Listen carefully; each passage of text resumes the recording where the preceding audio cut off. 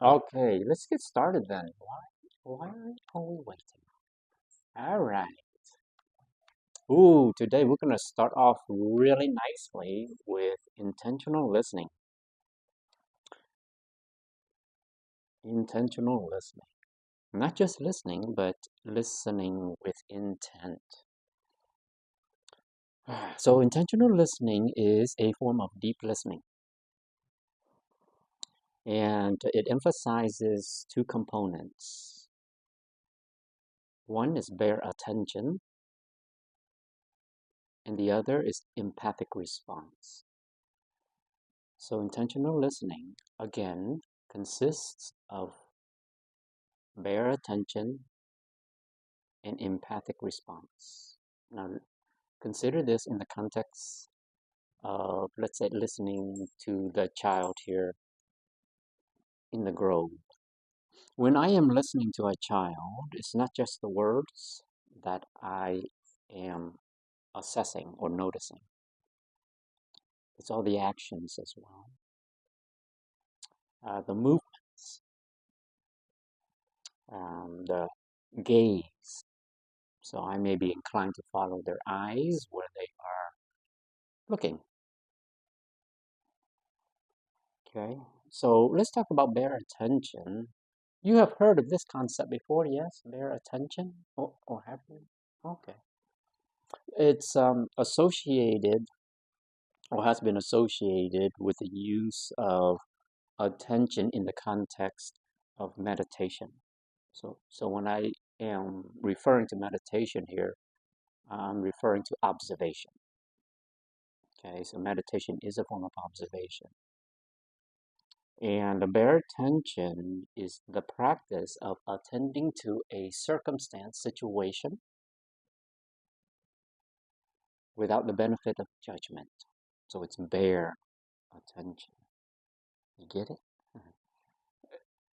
So it's bare attention. Okay, so again, it is the ability to sustain attention, allows the listener to see the nature of thoughts, feelings, sensations, and observe actions. When we can see the nature and reasons for why we think or feel or act or experience, we get a better understanding of ourselves.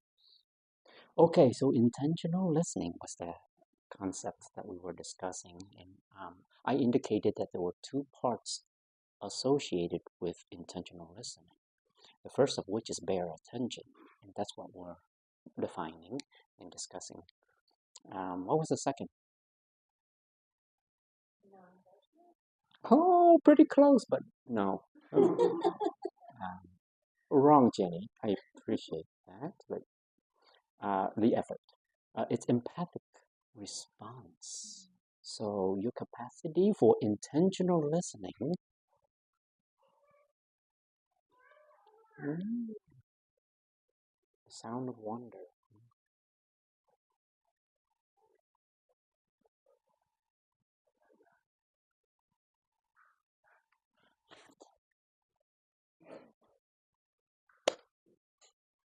One day, I'm waiting. I've been trying that for a year, and all you can do is be patient, right? So let's go back to bare attention again. Can you help me define that? I'm confused and lost. No judgment. He took credit. Yeah, I love that. Mental plagiarism, I guess. That is right. So bare attention is your capacity to attend to a situation without the benefit of judgment. So when you are observing the child and you're listening to the child speak or do or sensate, experience emotions or sensations, you're an example of emotion or sensation is, say, they're feeling hot, right, outside or cold. And when the child complains that they're feeling hot or cold or neutral, you're just observing that. You're not enforcing or reinforcing that whatsoever. So even if it's cold to the child, we're not saying, yeah, it's cold, isn't it? That's a judgment. So it's no longer intentional listening. So intentional listening is just listening to the child experience their experiences, or the adult complaining their complaint. And you're not judging it whatsoever, good, bad, or neutral. That's bare attention. So bare attention is a process or part of intentional listening. Yes, but it's listening again without the benefit of judgment, good, bad, or neutral. And even if you judge, which you will, the moment the child says to you, it's cold, and you're out in the pile of snow this winter, you're going to immediately have a sensation. That sensation is cold. And then your response, the tendency is to reinforce that, thinking you're being empathic by saying, it is cold, isn't it? So we don't respond that way here. We validate the child just by simply observing the child. Right? And I've said this before, children don't need validation so much through the way we utter or word things. Sometimes the way that you are just gazing at a child as a child looks at you can be deeply sufficient. Can be deeply sufficient. Just the way that we are observing, making eye contact is powerful. Not just eye contact, we often make eye contact, but sometimes that eye contact is not or does not portray thoughtful consideration. So when I'm gazing at a child, which you will see me when a child comes in and I'm gazing, the way that I stare at them or look at them, say stare, it sounds creepy. The way that I'm gazing at them as we make eye contact, it is utter thoughtful consideration for the child and nothing but the child in this moment.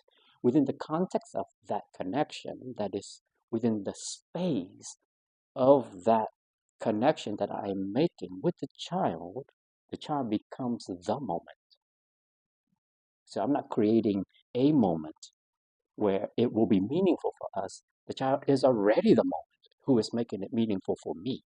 So I'm just responding in kind by being empathically recognizing this instant, this moment. Listen.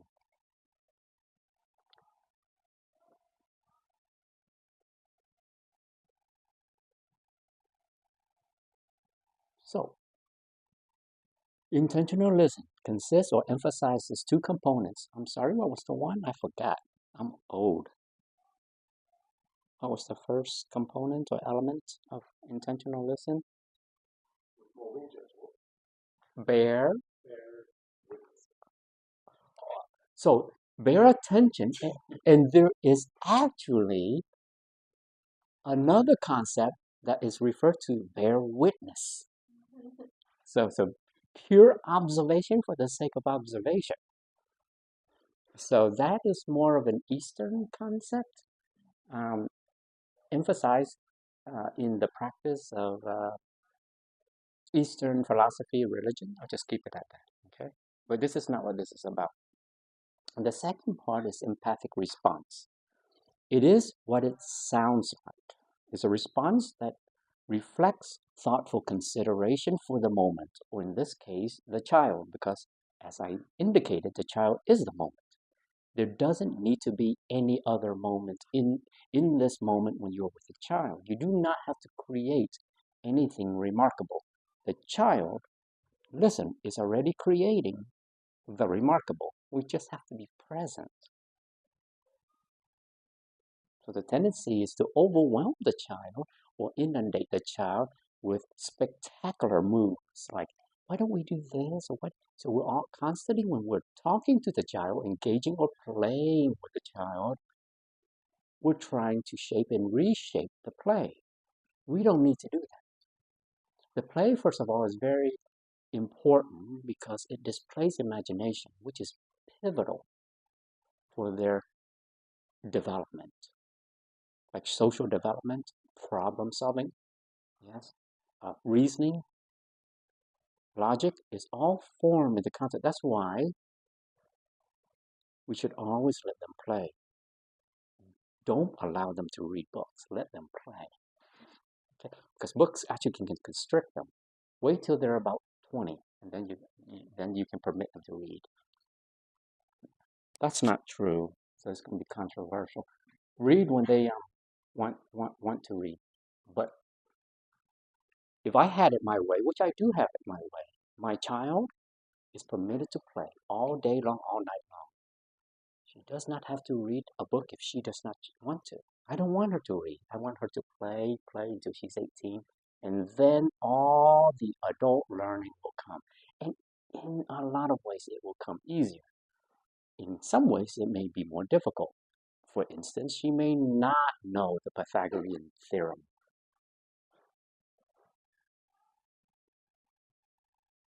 I pause because I'm kind of being sarcastic there. But sure, she needs to learn how to read, but she will. In the context of play, she will find her read. Because whatever she's interested in, she will explore and research. I recall one time, it was in kindergarten, first and second, my kiddo was behind in reading. Ranked 18th out of 24, I believe it was, because I saw the list they had at school. Reading ranked 18th. And then during the parent-teacher meeting, I was asked to make sure that I read to her before bedtime. Guess what I did? I did no such thing. So I went home and all we did was play. All we did was play. And then her vocabulary through interaction, engagement, through play, it not only enhanced, it was consolidated because it was done through play. And then she learned how to write her first book by herself. Did you see that whisper? Yeah.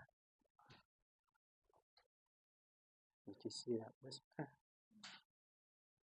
Children, even at the age of 3, I know I'm going off here a little bit, but I can't help but to use Afton as an example.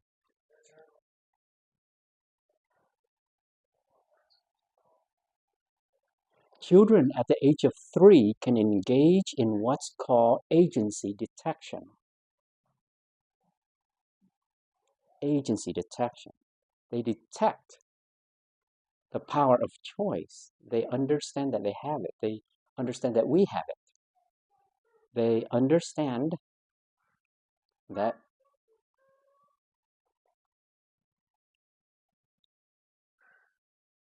and because they have and engage in the process of agency detection, we want to preserve that in a lot of ways.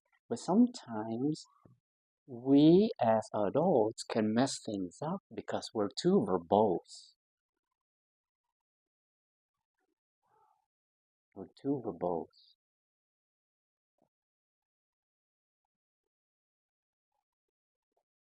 I'll talk about agency detection another time. I'm going off now, I realize. But I'm going to stick to the script here. All right, let's go back to, therefore, intentional listening is the process by which the CC, or the conscious collaborators, may observe whatever experiences that arise within them and around them. And through deep awareness, the observer listener witnesses others' experiences without the benefit of judgment, criticism, or attempting to change the experience that is being observed. Now, that is not to say that we're not directing or redirecting kids. If I see a child start running across the street and I see a car coming, obviously I would intervene. I'm not saying that we should not intervene. We should not educate. We're always educating children. 98% of that education is actually done by example, through modeling.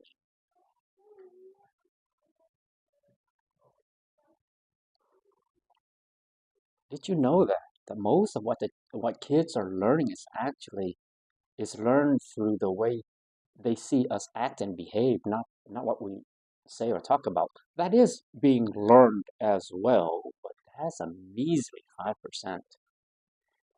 So a lot of what we do, how we carry ourselves, how we present ourselves, is the lesson.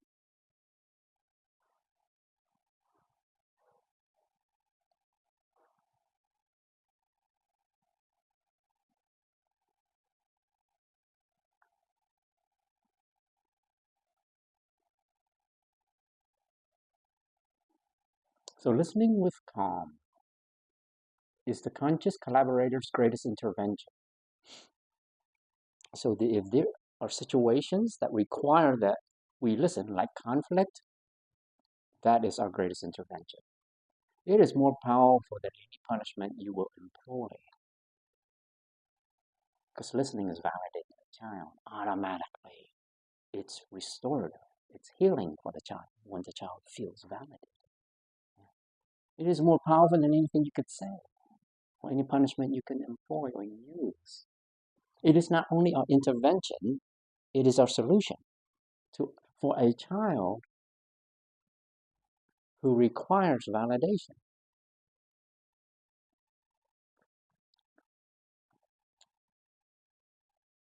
I've done what's called peace talks with my child since the age of 2.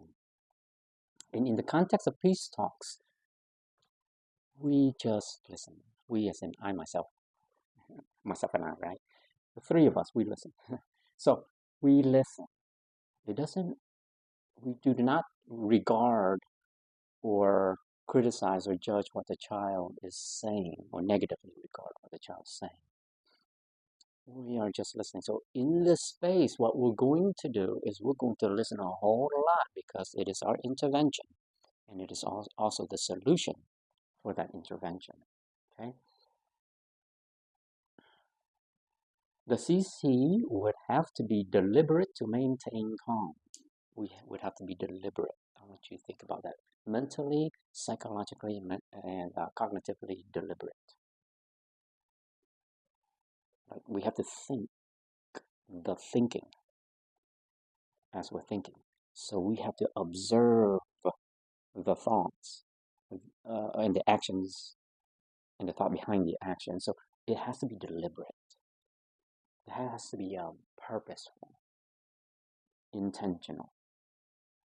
Okay, so the CC would have to be deliberate to maintain calm. The fact that you can maintain neutrality or steadiness or patience allows you to be calm. Deliberate means to be cautious and thoughtful. That's how it is defined in here, in this space. So deliberate means to be cautious and thoughtful. Cautious of what? Anything and everything. Specifically, anything and everything that comes from within.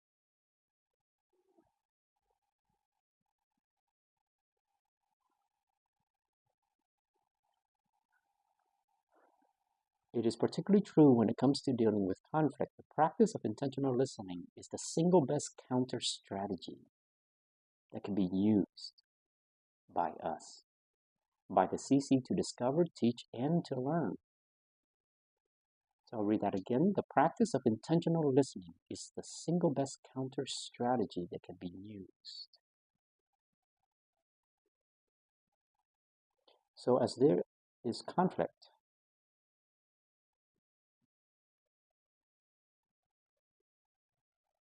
and we witness conflict, we are experiencing conflict, whether it's internal, our own, because we will bring it into the space. We're human beings. We have a life, and our life sucks from time to time, only from time to time, I hope.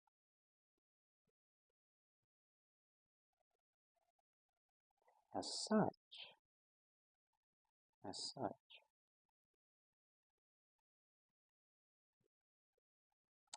we listen very carefully and intently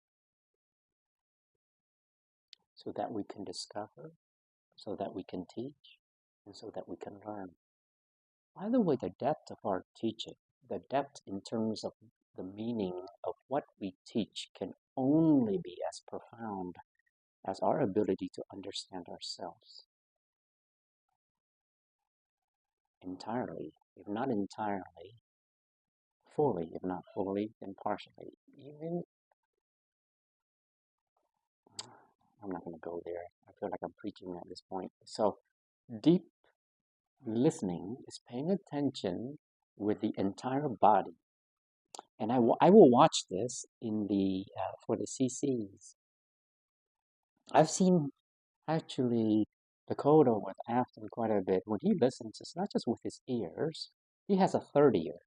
The third ear listens to the meaning and purpose behind his daughter, the meaning and the purpose of the reasoning, the intention behind her actions and words. But he listens with his body. Everything about the way we listen is geared towards just focusing on the child. Everything. Not just the ears, but the eyes listen too. The face listens, the fingers listen, the body listens, the legs, yes, and even the toes, including the toenails, listen. Yeah, so it's everything. So they don't literally listen. But the point is we're attending to the child as we are listening with all of our being, allows the child to be all of her being. And did I not say that the child has the capacity for agency detection? They know when you're not listening. They know. They will catch you. I've been caught 1,000 times over, and I teach mindful parenting. My child says to me, Dada, at the age of 3, you're not listening. I must confess, she is correct. So, listen. Right? In this way is deep listening, okay? And then there's a version of listening called compassionate listening. It is what it sounds like. It's two-part. Listening with kindness, compassionate listening, yeah? And then this part too, listening with open-heartedness, or open-mindedness, or open-spiritedness, okay? So, listening with open-heartedness. That means we're taking in everything the child says and we're filtering it through our heart's mind. Right? Heart's mind. Here too, but mostly our heart's mind. Okay? Do we have questions or comments? Come on, this makes so much sense. And you're probably already, I'm preaching to the choir, right? Of course, the reason why you're here, there's an appeal for this, is because you're already conscious. You wouldn't be here. I have your profile. When you were talking about their listening and the two component piece, right? The holding judgment and then emphasizing. What did you say exactly? The second part of Empathic response. Yes. Yeah. What do you think that was? I was going to ask you to discern between that and an empathic response, and then when we're listening, to withhold any judgment at all is really tricky. Even if I have quote unquote positive judgment, like how cute this situation is, how cute the kid is in this moment. Could you explore that a little bit? You don't want to necessarily go down that route.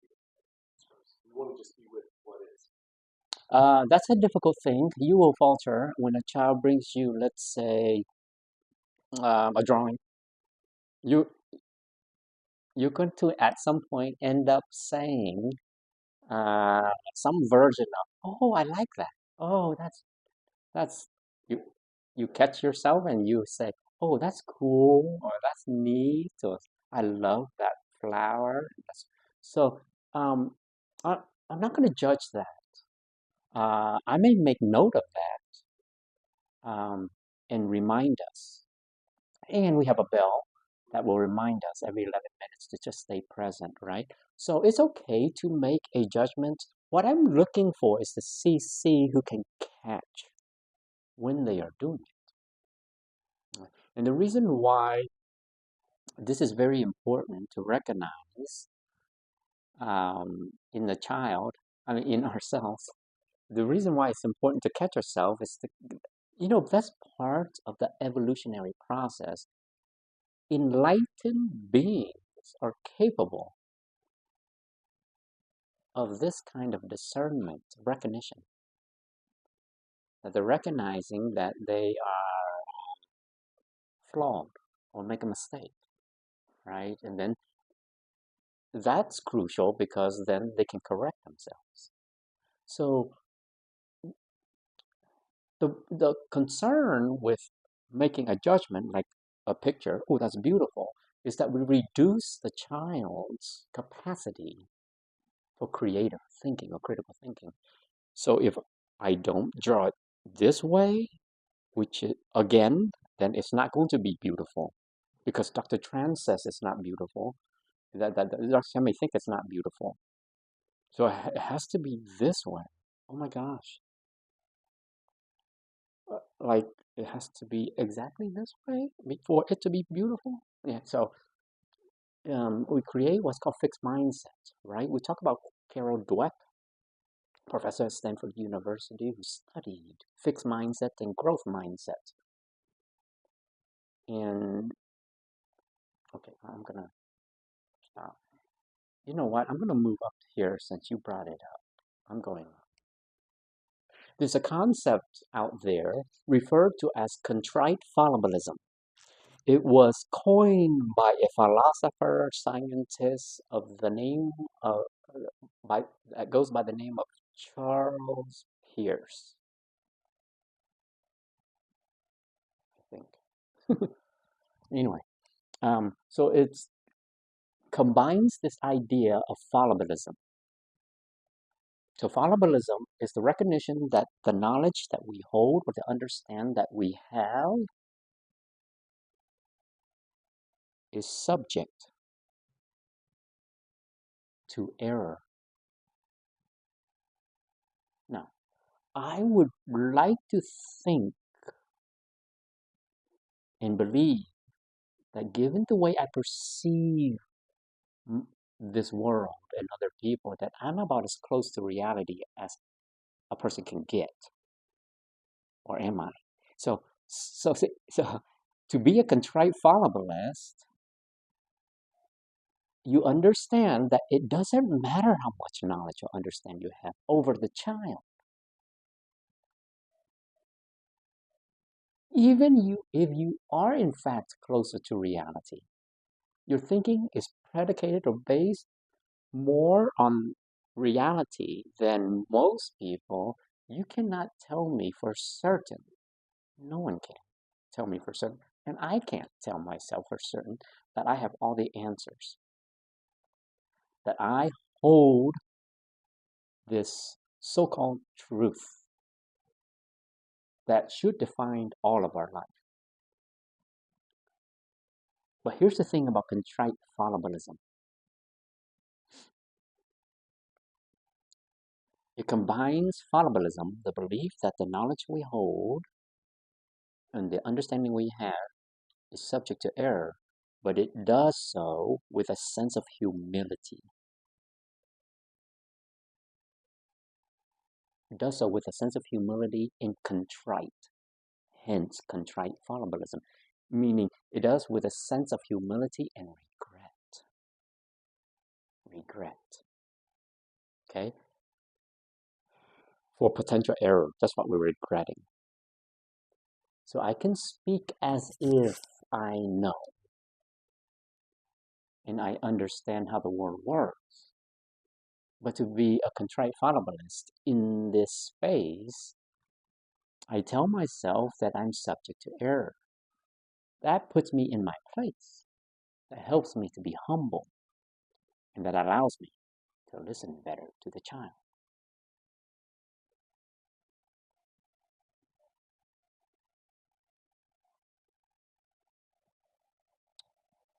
To be a contrite fallibilist is to have a mindset that acknowledges the limits of human knowledge and also emphasizing the importance of striving for knowledge and truth.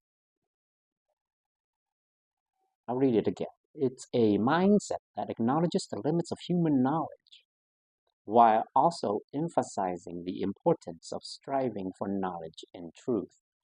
One of the things I have discovered on my own is that no matter how much I strive for knowledge, I start to realize I'm as dumb as it gets. So I'm as ignorant as they come. Yeah, so this is a great thing.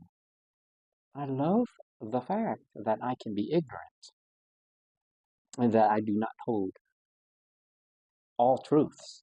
I may hold a truth, but that a truth applies to me. It may not to the child I see in here, right? So the truth that is ultimate truth that the child experiences is his and hers alone.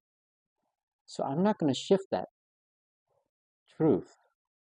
So the child says to me, for instance, that this tiger is fluorescent green with orange spots. I mean, I am inclined to believe this child because this comes from a place of imagination. And that's a version of truth. That's what I refer to as the child truth. No, as an adult, because we are adults, we can't fully understand that. That's why we're going to correct the child. We're constantly correcting the child on everything because we don't understand the world of the child truth. But that's okay. That's why we are all contrite fallibilists, right? We understand that we are fallible. And because we are, we're potentially subject to error in the way that we think, in the way that we perceive, in the way we try to understand things. Now, the key word in there is what? The last sentence. Okay, I'll repeat it. That we try to understand everything. What's the key word in oh, I like that, but that wasn't what I wasn't thinking. Yes, try. Now, why do you suppose to try hold significance? I would imagine the trying part, there's a real sense of curiosity involved. And I think based off of things we've talked about earlier, just the concept right there, the correcting boundless. The answers may be out there, but we're limited to, like, we're never going to find the truth. So it's vast, perhaps, but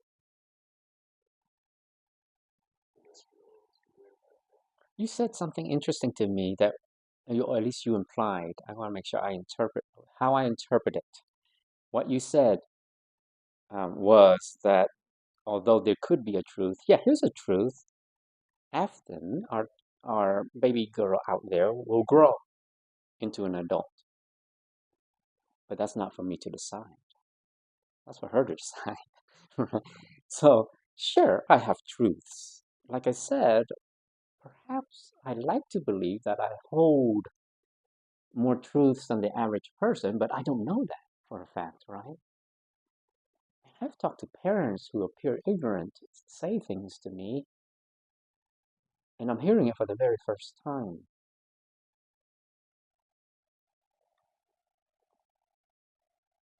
It must be some kind of amazing as I think about that when I don't understand how engineers work or architects who create what they. That's some kind of or version of truth that I could never grasp,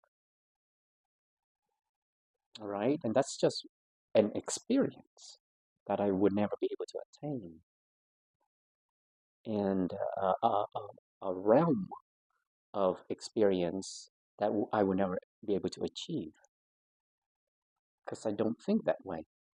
So I would prefer to remain a contrite fallibilist, even if I believe what I say to the child is right.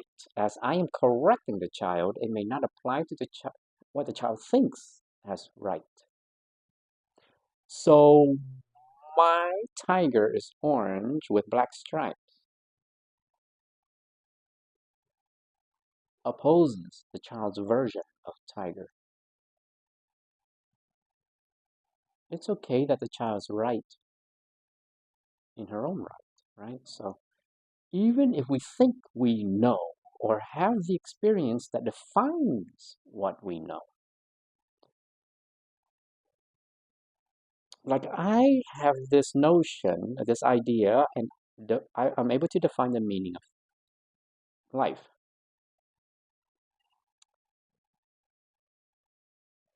But that definition pertains to me. It can't pertain to others because some of it applies, I would imagine. For instance, part of my definition has to do with this desire to attain maturity, evolution.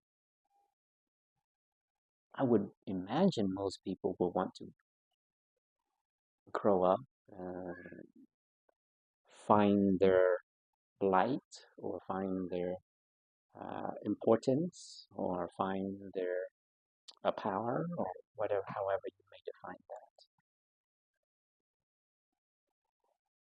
So the child has her own version, right, of experience. So the idea, or rather, the point is,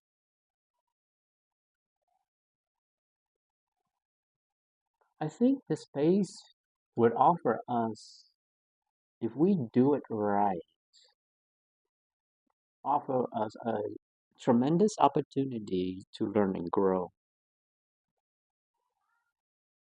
The child will learn and grow and will do so automatically because it's so natural for them. How amazing is it that the child of 3 years old learns as quick as she does and starts to develop the understanding that she does with a brain only at 25% capacity. 25%. That's freaky scary. Freaky scary. You recall by 6, they would have average vocabulary of 10,000. In the average adult, I've said 16, but anywhere between 16, 20,000. You would have learned half of your vocabulary by the age of 6. There's nothing for us to teach them. What the heck? But we can learn. The reason why we need to learn, or rather relearn, is because what we have learned. All right, now what we have learned has taught us what we know, and our understanding of the world is committed to helping us navigate the world the way it is. But sometimes what is applicable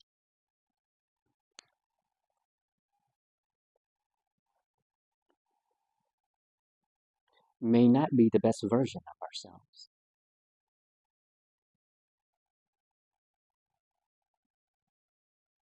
So did you get that? I think a lot of times, and we have to keep this in mind when we're in the space, as we are here, we may be acting, feeling, or thinking.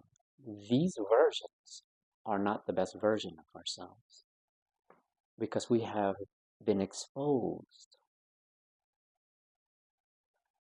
to tragedy of all kinds that have skewed our understanding of the world and has tainted our capacity to perceive reality.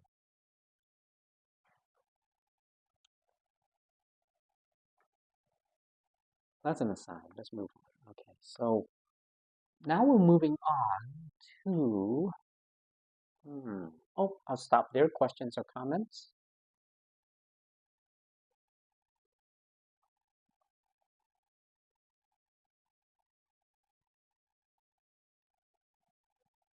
Okay, Uh, I just put this note here. I don't know if it's here or there, how significant it is, but what does it mean listening to the divine? What is the divine? In the context of conscious parenting, let me be more specific. What would be the divine? Listening to the divine. It will be the child. God's gift to us, right? One way or the other, however you see it. Listening to the divine. There it is, right before us. Every child that walks through that door. I'm going to greet with gentle eyes or smiling eyes, right?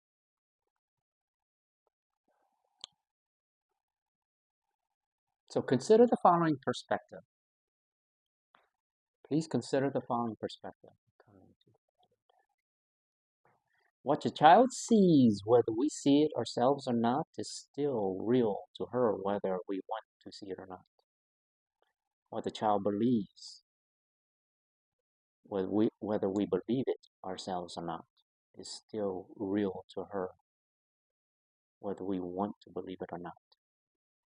She should not be left feeling less of a person just because we cannot or are unable to see her version of reality. However, by the grace of something more powerful, if we can see the child's version of truth, she becomes more real to us. But more importantly, she becomes more real to herself. The reality that is her experience of truth that she feels emboldens her, because it is in the way that we see in her that she is made more real. It is in the way that she feels believed by us, and therefore in her, that she is made to become real. Moreover, it is in the way that we believe in her that allows her to believe in herself that connects her to the real. When the child experiences this feeling of realness or reality, she achieves ontological truth for reality, that which first consists of the belief that she exists as herself and not for any other thing nor any other person.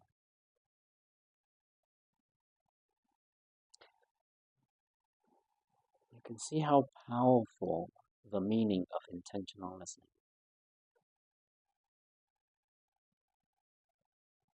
That includes the process of bare attention and empathic response.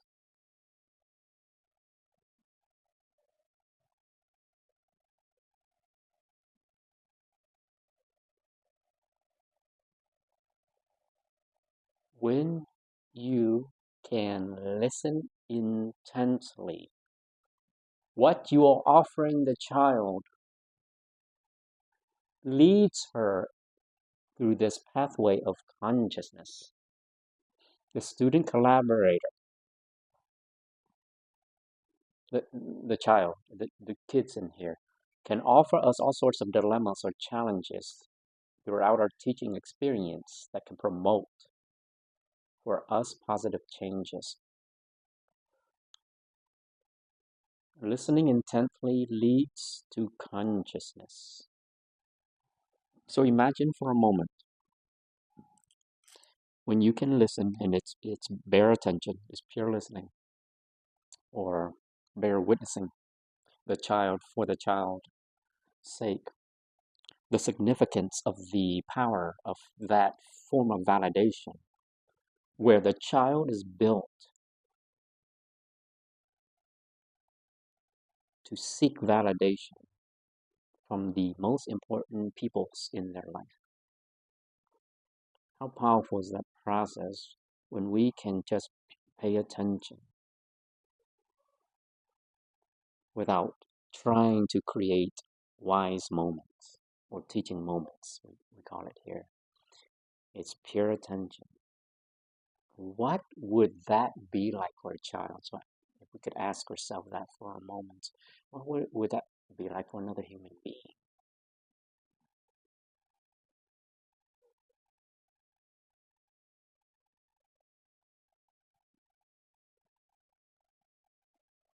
Having attained that, the full attention, unadulterated attention from the adult,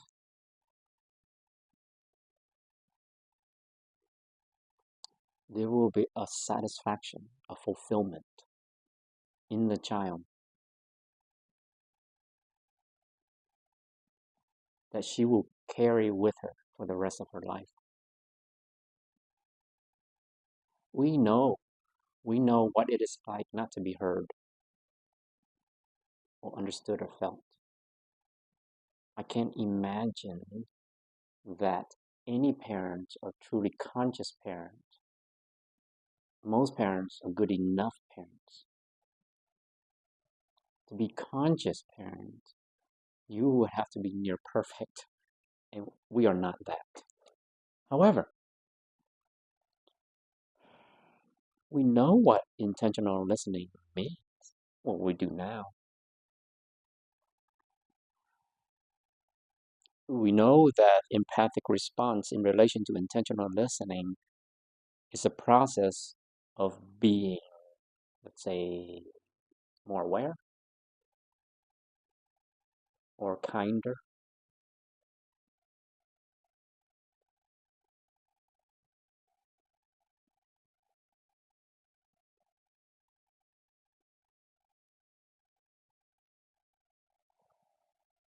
I recall a story of this psychologist.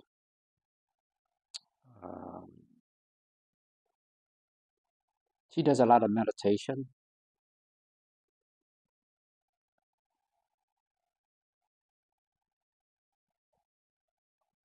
and her husband, look at that.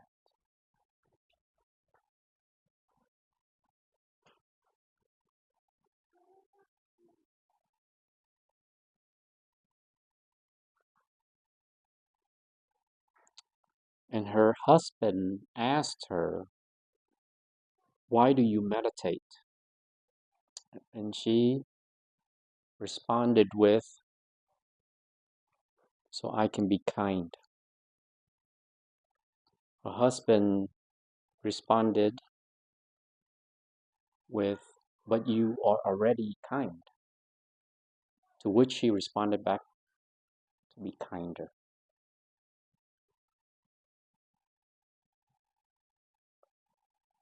I think if we can spend most of our moments and we are with the children, and we can just pay attention to ourselves in relation to these kids, we can do just that. Whether it is to be more aware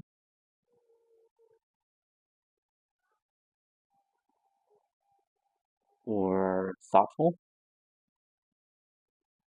or kinder.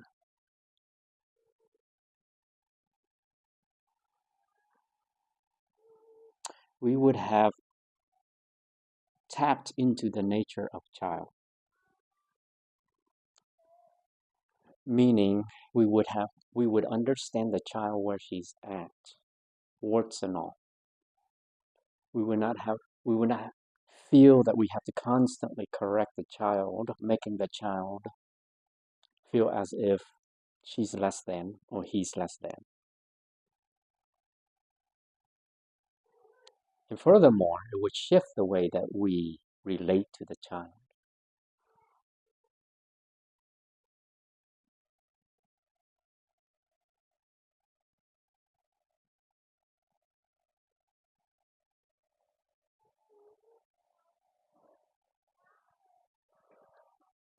And finally, I'll end it with this.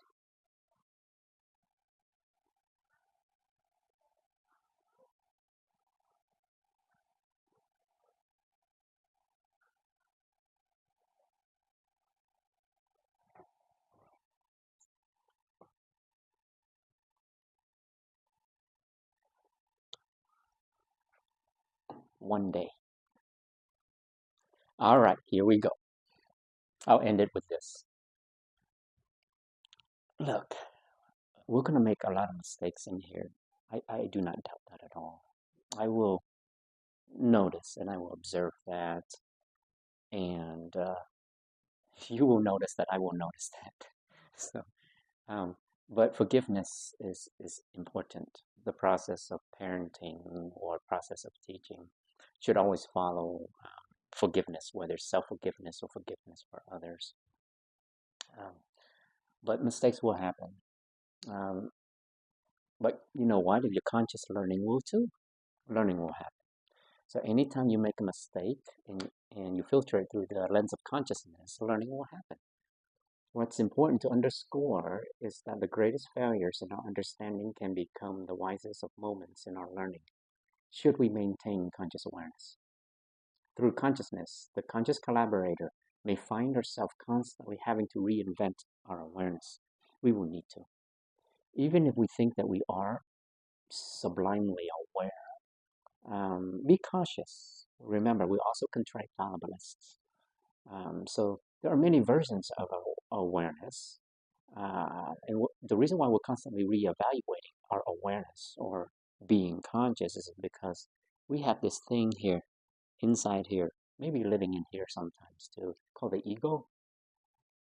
It would like it, the ego would like for you to believe that you are quite good, quite um, perfect, or quite healthy, or quite so.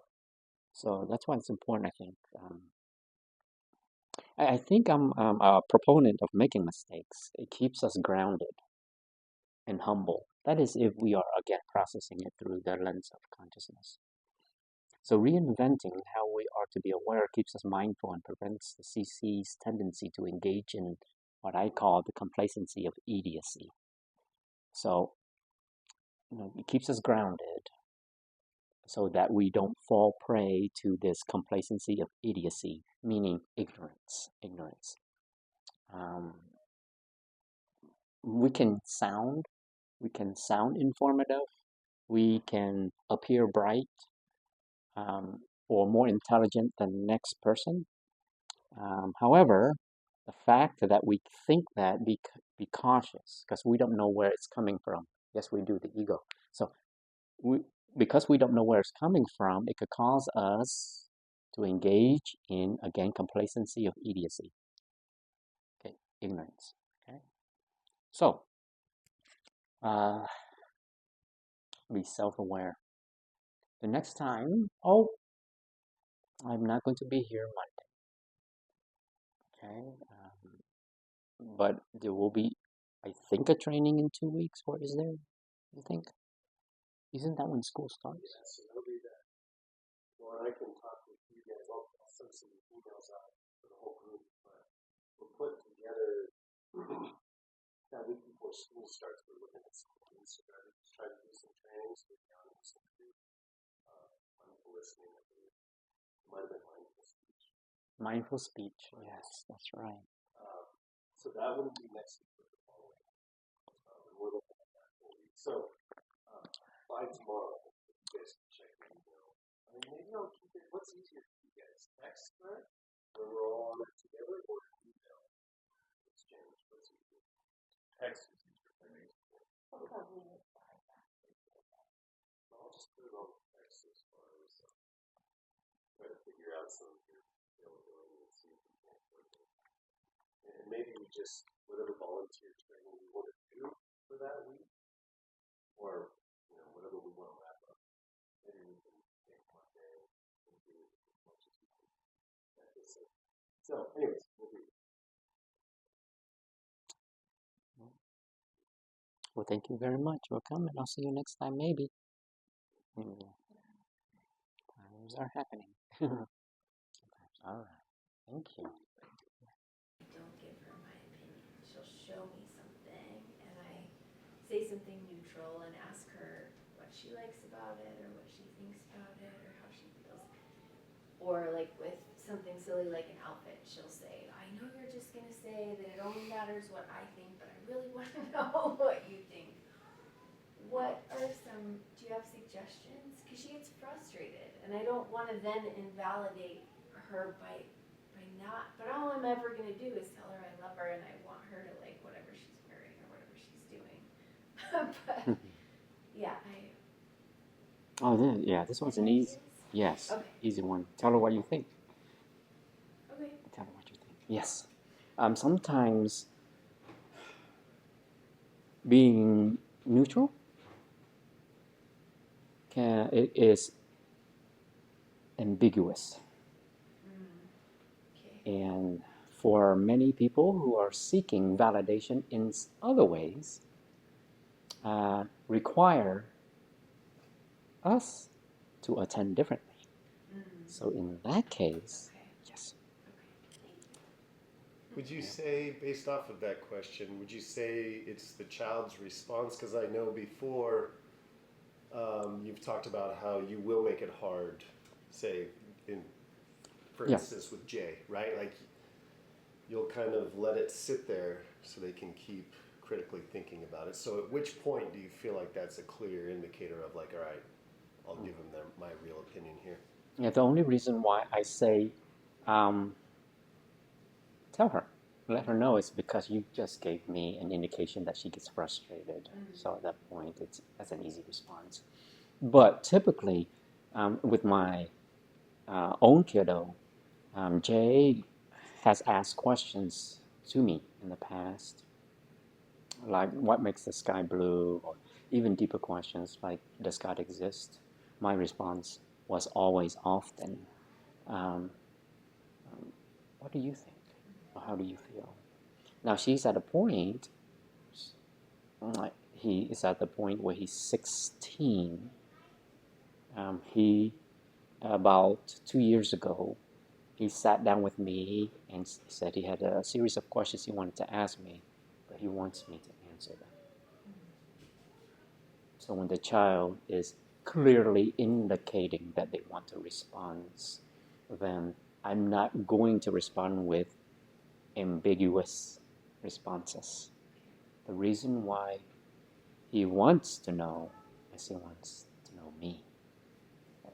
So at some point, the child, there is a shift.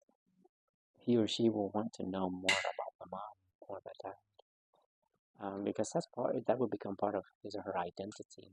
It is from the moment the child's born, starting with genetics, and then upbringing makes a profound difference as well. But yes, now I answer questions all the time. It took Jay 13 years to finally discover me. So,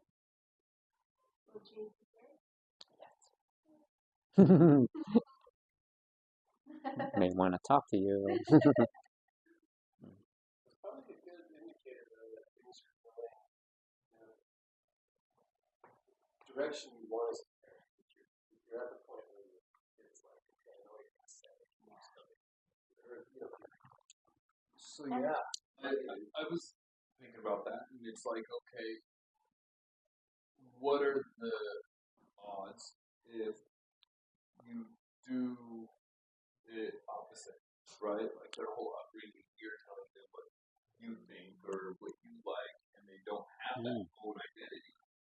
Do they turn away then from you where they don't care what you think because you've already made it?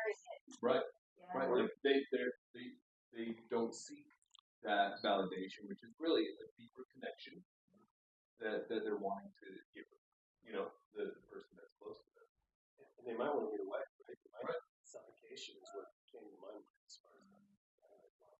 So that I can start discovering myself. Yeah, you're no longer a mystery. Yeah, because they know it and they know what to expect. That's the majority of therapy in session with kids and adolescents.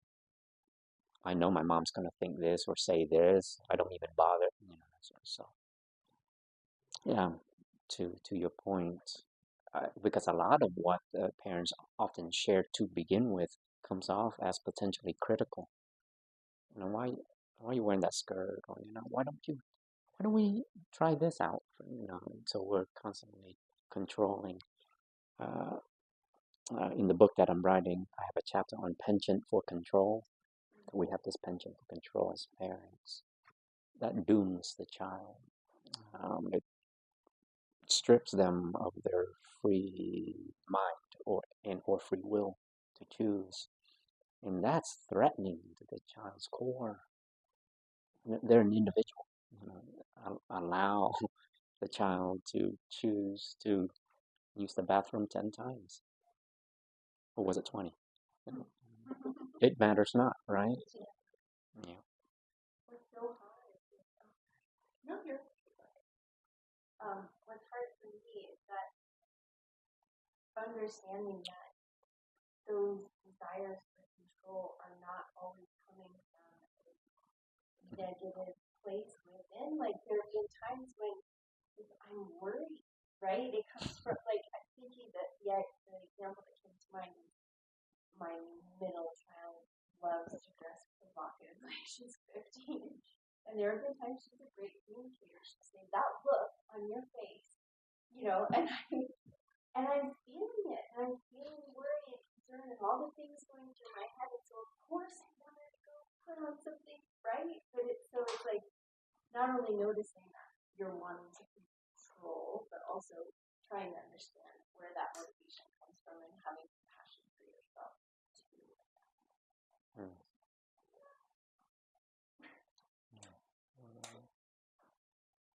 So, what if you messed it up? So, just from like the standpoint of the conscious collaborators, or me parenting, if you mess it up and you realize that you messed it up, how do you go back and undo it? Man, so if you messed it up, you probably have had more experience than us in terms of mess up. I think that's incredible. If you Let me shift perspective a little bit. I love the fact that parents, first of all, can admit it, but the fact that you've probably messed it up more than most of us here um, makes you all the more wiser. So part of the wise, then, the realization is the first part that leads to the wise parenting or conscious parenting, is the strength of your listening will be fueled by this greater commitment to be a better listener, to be better at being present, to be better at being less verbose, to be better at that's all that you can do. Because there's nothing more that I was going to say you can't fix it. However, if we do want to do that, I think it's better, the energy is better served for everyone when we can maintain the capacity to sustain listening to the child, to be present with the child or around the child. So, to answer your question, that's what you do as a conscious parent. You've got a mental list of things, I'm sure, that you've thought about that you could have done better as you have these flashbacks or these images. But then you take that and you press it or filter it through the awareness or the insight that you have developed. And then you sort of blend it around to formulate this deeper version of humility, for example. And I mean, I'm thinking it's part of the reason why you have an awareness of that. So many parents are not going to even go there. They think they know it all. So as to the fact that you can reflect on yourself and recognize that you are a flaw. is a great philosophical approach. What's so funny?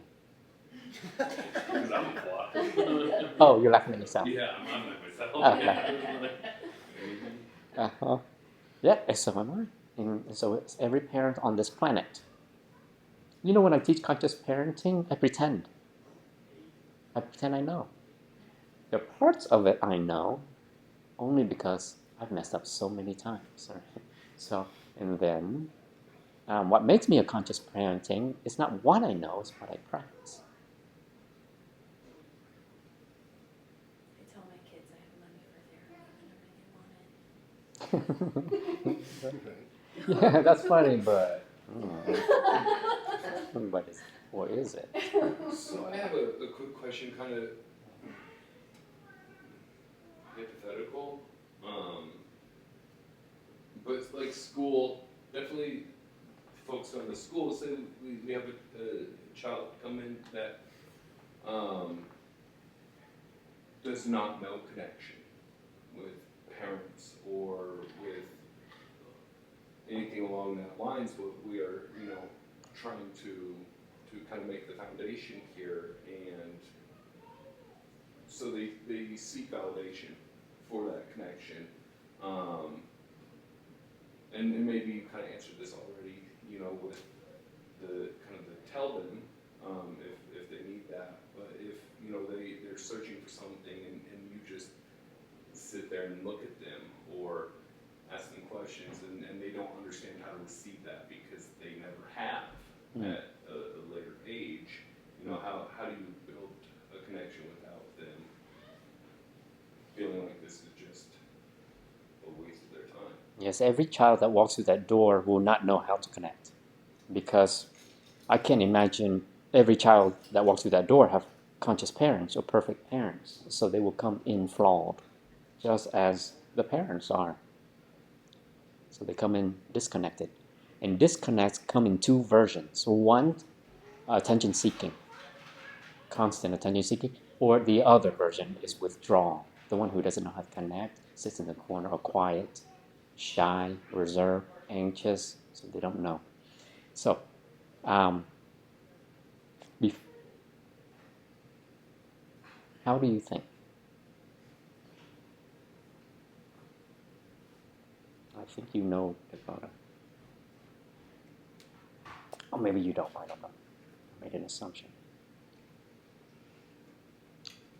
I mean, I know personally, I be present and I react with compassion and love and kindness, and I know that breaks through it every time.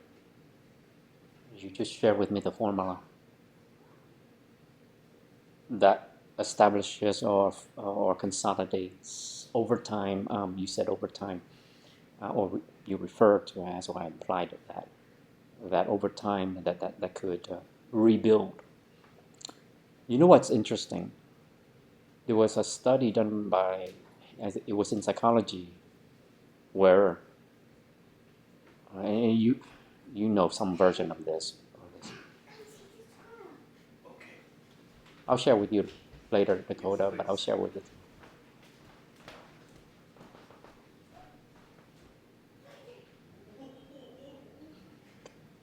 I was waiting for that.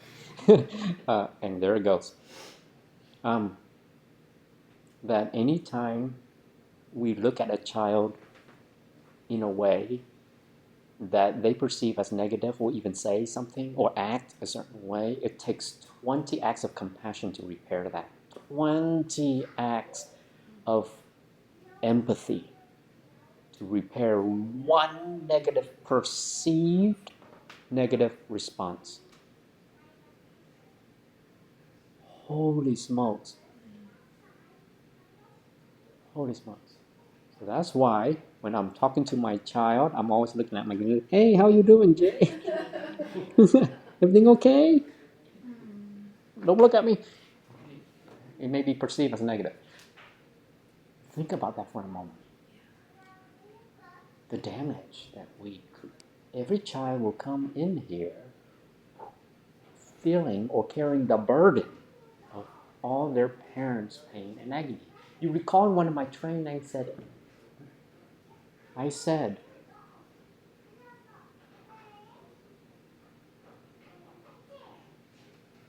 every time a child sheds a tear, it is an indication of how damaged we are. Okay, thank you. It's an indication of how damaged and imperfect we can be. Kids don't cry for no reason, right? So past infancy, where they cry because they're in pain, or they cry because they need food, or they cry because they need love, once they reach 2 or above, they cry, well, because we suck, because we've done something to create. No, that's not necessarily true. That's being overly dramatic. However, the point is, we do make mistakes. Didn't I say last time, or at least in one of my talks, that the first mistake will not be our last because it will be followed by 10,000 more, which will be followed by 10,000 others. And it keeps going until we die. So that's the way of parenting. We are mistake prone. We create disconnect. But unless you're a psychopath, we don't do it intentionally. Or do we? And even if you are, probably need to do a lot more meditation, right, to be kinder. Any other questions or comments? Is there a way to, you were talking about for negatively perceived communication to the child, you have to do 20 acts of compassion, right, or kindness to make up for that. Is there, can you fast track some of that? What do you mean? So, like with the child, if I have a moment where my tone with the child's a certain way, or I notice that I had an interaction that went negative, is it forgiveness? You talked about forgiveness a little bit before that. My sense of looking back as a kid, so this is a subjective thing from my perspective, but being a kid, when my parents would do something that I deemed like, whoa, like it made me shy away, or it was just not a good approach. The moment they would, one distinct memory is my dad. We got home in the car. Before we went inside, he brought up the scenario and apologized for it, and talked about how he's shifting and like his efforts towards not doing that kind of stuff again, whatnot. But I remember a real sense of comfort and acceptance with my dad as we went through that. Then even as a parent, like when I mess up and I'm just upfront about it, like, hey, you know that thing I said, and what I wasn't being mindful, or I was stuck in my own thing. Kids do seem to have a real sense of forgiveness, right? Like, Yes. so I'm curious, by having that conversation, or even, I'm sorry, Dakota's mom, right? Wendy, your question of like, hey, if I'm this far down the road, how do I fix all the things I did to Dakota? No, you didn't say that, but right? Is it having a conversation and bringing out hey, I'm seeing the same thing you're seeing with me, right? Does that help?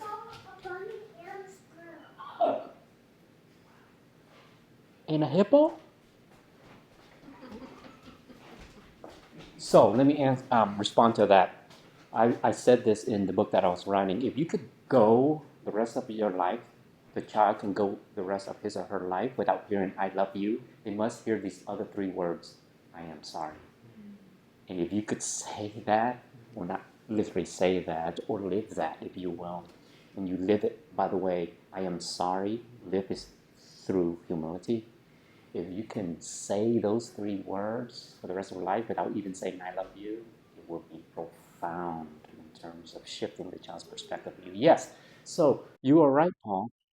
If the parent can find time to sit and share why they need to continue working on themselves and apologize.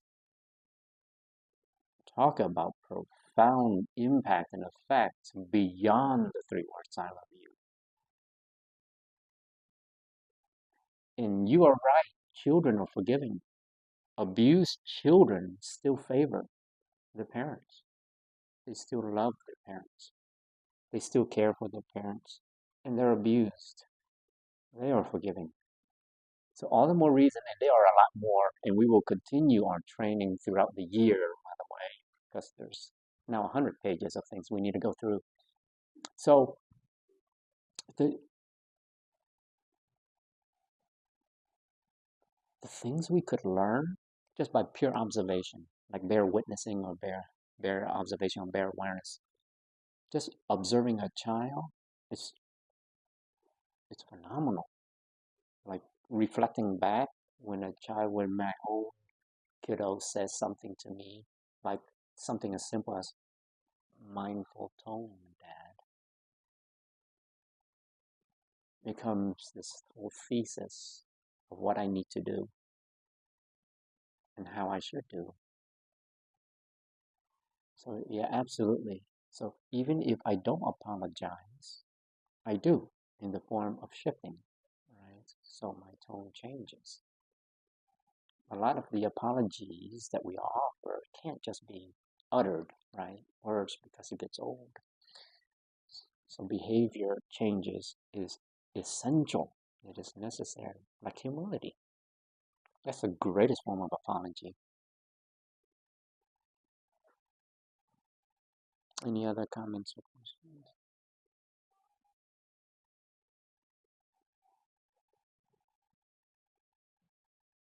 So then we'll just end it there, and we'll see you in 2 weeks. Or sometimes I tell kids, I'll see you in next week, 1 week. 1 week. They just look at my fingers. I had one kid do that.